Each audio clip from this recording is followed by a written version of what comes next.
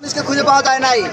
আজকে তারা আসছে আমাদেরকে প্রতিহত করতে। আজকে তখন সন্ত্রাসীদেরকে আমরা উচ্ছেদ করে দিচ্ছি, আজকে তারা আসছে আমাদেরকে প্রতিহত করতে। আপনারা জানেন একটু আগে রাজু ভাস্কর্য থেকে আমাদের শহীদুল্লাহের মিছিল আসতেছিল, সেই মিছিলে পুলিশ গ্রেনেড ছুড়েছে, সাউন্ড বোমা ছুড়েছে, পিছন থেকে সাউন্ড বোমা ছুড়েছে। ছাত্রলীগকে আশ্রয় প্রশ্রয় দিয়ে তারা আবার হচ্ছে হলে পুনর্বাসন করতে চাচ্ছে। তারা চাচ্ছে হল ক্যাম্পাস বন্ধ করে দিয়ে সকল শিক্ষার্থীদেরকে বাইরে পাঠাই দিয়ে হল ক্যাম্পাস আবার ছাত্রলীগের দখলে দিবে। আমাদের শিক্ষার্থীরা যতক্ষণ বেঁচে থাকি, এই আমরা একটা রক্তবিন্দু বেঁচে থাকা পর্যন্ত এই ধরনের কোনো ষড়যন্ত্র আমরা বাস্তবায়ন হতে দিব না। ছাত্রলীগের সন্ত্রাসীদেরকে, কোন টুকাই বদমাস গুন্ডাদেরকে হল ক্যাম্পাসে অবস্থান করতে দেব না।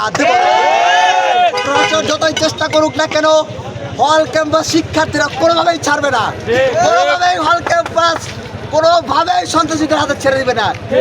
জীবন চলে যাবে, তবু আমরা হলকে সন্ত্রাস মুক্ত, অছত্র মুক্ত করেই ছাড়বো।